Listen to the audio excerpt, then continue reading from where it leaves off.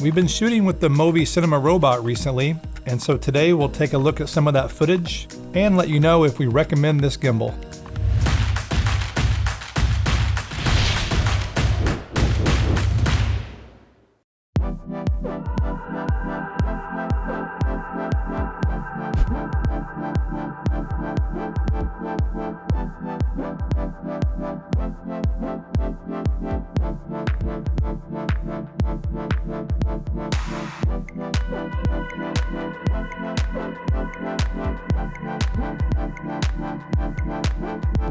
Out of all the smartphone gimbals I've used, this one feels and behaves the most like a traditional gimbal you would have for a mirrorless camera or a DSLR. To mount your phone, you simply squeeze the back and it opens the jaws. It's very easy to do too, I like that. And it will fit pretty much any phone on the market. This is an iPhone XS Max. Then you just slide it back and forth until the horizontal balance is close. Hit the power button and then it will balance the phone. Most of the stuff you'll see in this episode was shot with the Movi but using the FiLMiC Pro app. After shooting with the Movi, we think this is the best way to capture high quality footage.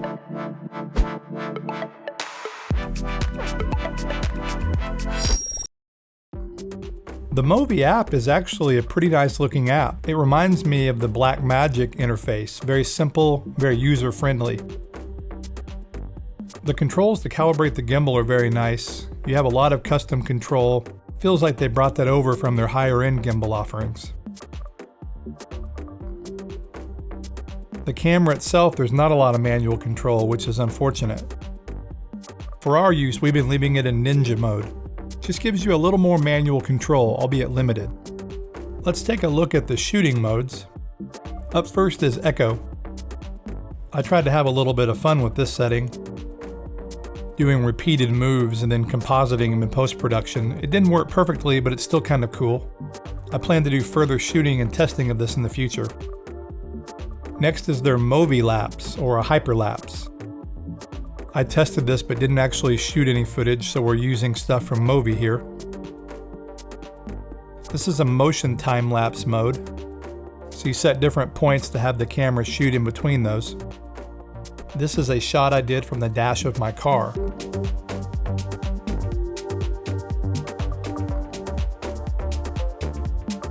Then there's Orbit. I'm not really sure that you need to use this. I feel like you could do this on your own. It doesn't actually track an object, but it does seem to help keep the rotation and everything going in the right direction.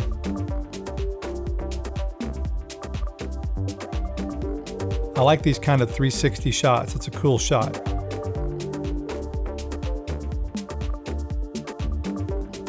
I also really like Happy Accidents. Got the shot of that airplane, just pure dumb luck.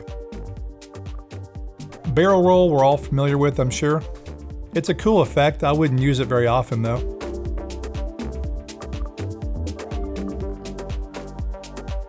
And then there's Smart Pod. This is kind of a weird one. It more or less just turns your Movi into a tripod. There's no tracking feature though, so you're really just setting it up like a tripod to shoot a scene. It's not going to follow a subject around the room or anything like that other gimbals can do. So the main mode, or as they call it, method that we use is Majestic. This is what you use to shoot traditional gimbal shots. You can adjust the response. We have it set to medium, but you can do slow, or you can do fast, which feels like a sport mode. The window sets how much of your movement Movi ignores. I know that sounds a little bit strange. If you narrow the window, you'll have quicker movements. This is something you might do to follow action. As you widen the window, it makes the motion smoother and somewhat slower. I would also say the bumpier the terrain or the shot, the wider the window you want to use. These shots were done with FiLMiC Pro, but we set it up in Majestic mode with the medium response setting and also a medium window. And just to be clear, this is not FiLMiC Pro integration. We're just setting the gimbal up with the Movi app and then using FiLMiC Pro to actually shoot. These are pretty nice looks, I think, and what I would hope to get from a gimbal. Another look that I really like is shooting underslung or inverted, getting low to the ground in other words. And it's really easy to do with the Movi. By the way, this footage was shot at 60 frames per second and being played back at 24, so you're looking at a 40% slow-mo look. All you do to shoot inverted is flip the Movi upside down, and then your phone will flip around and you're good to go. You could also use the 1/4-20 mount on the bottom to put this on a boom pole or a monopod to get some cool shots, maybe driving in a car, that kind of thing. And this footage is back to shooting standard 24 frames per second. So pretty much all the footage you've seen so far, minus 1 or 2 shots, was shot like this. That's with an iPhone using FiLMiC Pro or the Movi app, but no third-party lenses, only an ND filter, and this one is from Polar Pro. However, you can use third-party lenses and other accessories. Okay, we'll do a very quick unboxing here of the counterweights. This is an optional accessory, and if you want to use third-party lenses, it's a must-have accessory. It comes with a lot of weights. I can't find a published number for the payload of this gimbal, but it must be pretty high. I found that it can hold quite a bit of weight. So these brass knuckles are what connects everything to the Movi. Now I'm not going to show you how I set all that up. Movi has great tutorials on doing that, but I will say it was not very hard. It only took a few minutes, but it did require a lot of weight. I'm using an iPhone XS Max here, a Moment 58mm lens, and of course the Moment case. I picked this lens because it's one of the heavier ones Moment makes. I had to double up the counterweights to make it all balance, and that included putting a weight on the pan arm. Once you get the weights on and the phone will stay in different positions, then you're pretty much good to go. Oh, and here you can see how I double stacked the weights. The one on the bottom is actually 2 weights. One nice thing I will say about this app is it is very responsive and it connects every time. As soon as you turn on the gimbal, it syncs with the app almost immediately. And then you're ready to shoot. Now this footage I did shoot with the Movi app, and the Moment lens is a little bit bouncy.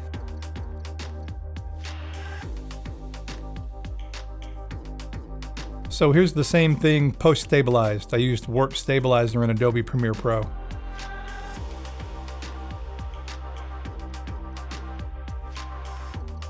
You can see a few little bumps there from the telephoto. But then stabilized, it looks very smooth. And one more shot here.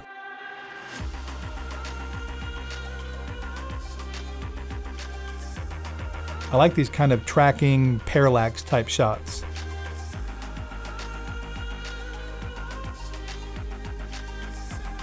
And the same shot here, this time with post-stabilization.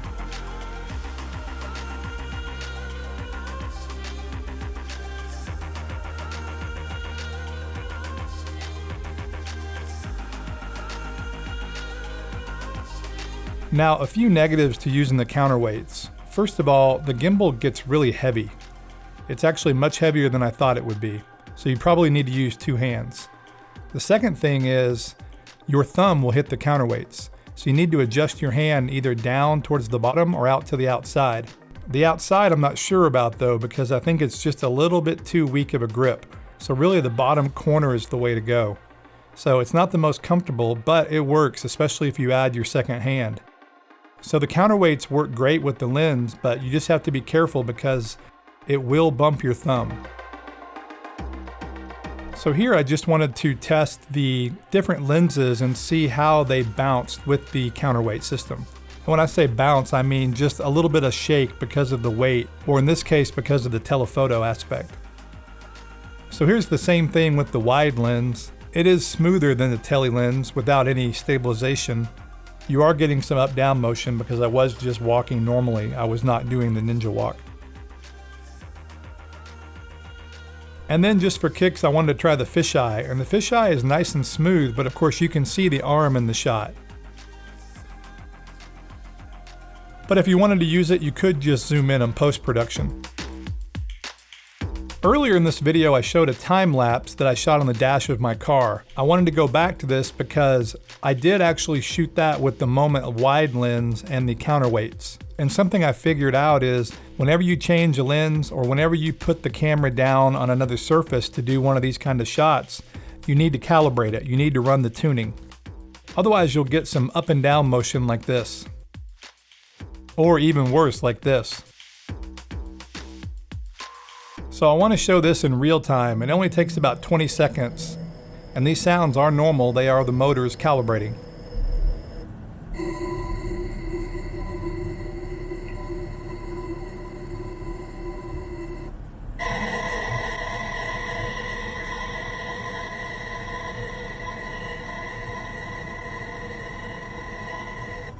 So if you're using third-party lenses, I recommend doing this a lot, and if you do, you'll get good results. I learned the hard way that if you don't, you can get some pretty bouncy footage, and worse, you can get some wobbly footage.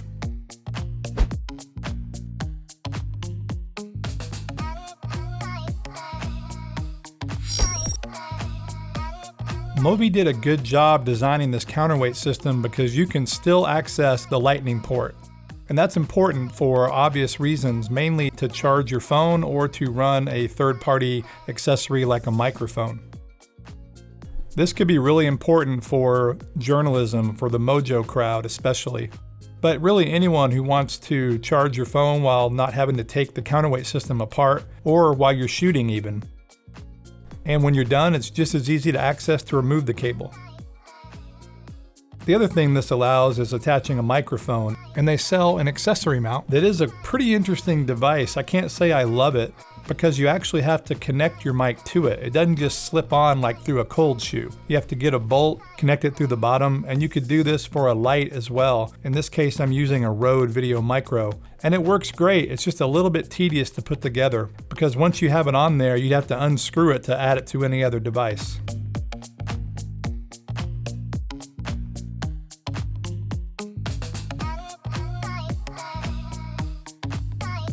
And again, since you can access the lightning port, you can easily plug the mic in, so that's really nice. And then it doesn't add any extra weight. I didn't rebalance this, and it all worked fine. Turn the Movi on, it connects, and then you're ready to shoot.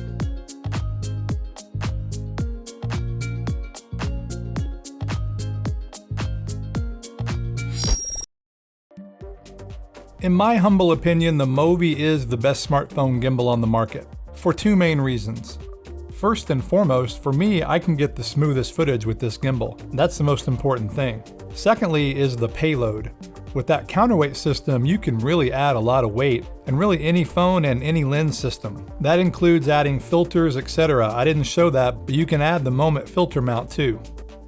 Now, in saying that, this is not a perfect gimbal by any stretch. The video quality coming out of the app itself is not good.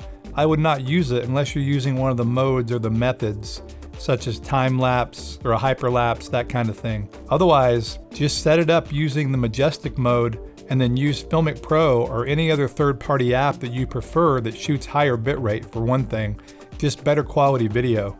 Not only is the video quality not good, but you don't have any manual control. In Ninja mode, you can set the white balance, but you can't set the ISO or the shutter speed or anything. One thing other gimbals have that this does not is tracking modes. If this has tracking, I couldn't find it. So if you need tracking, then this is not the gimbal for you. And those tracking features in the other gimbals can be really nice. But if you're looking for a very reliable, robust, solidly built gimbal that shoots very smooth footage without even a lot of practice, this gimbal is up there at the top for me. The user experience of their app is great, and I'm sure it'll get better as time goes on. It'll get more feature rich, and hopefully they'll have integration with third-party apps like maybe FiLMiC Pro in the future.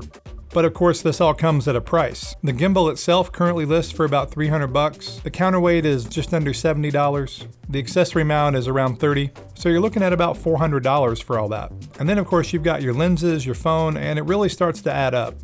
So in the end, do I recommend this gimbal? Yes, I do. If you can afford it, if you have the budget, then I would say today that this is my favorite gimbal. So obviously you have to make up your own mind. What is the right gimbal for you? But what I will say is, when I reach for a smartphone gimbal at our studio, this is the one I've been grabbing 99% of the time. A quick shout out to our Helium Core winner, Brian from Chico, California. Congrats, Brian. He won the Helium Core from our 50K subscriber giveaway. Do you own the Movi? What's your favorite smartphone gimbal? Let us know in the comments below. Thanks for watching, guys. Hope you liked this video. If you did, please give us a thumbs up. If you're not subscribed, definitely do that now so you won't miss any of our future content. And we will see you guys in the next one.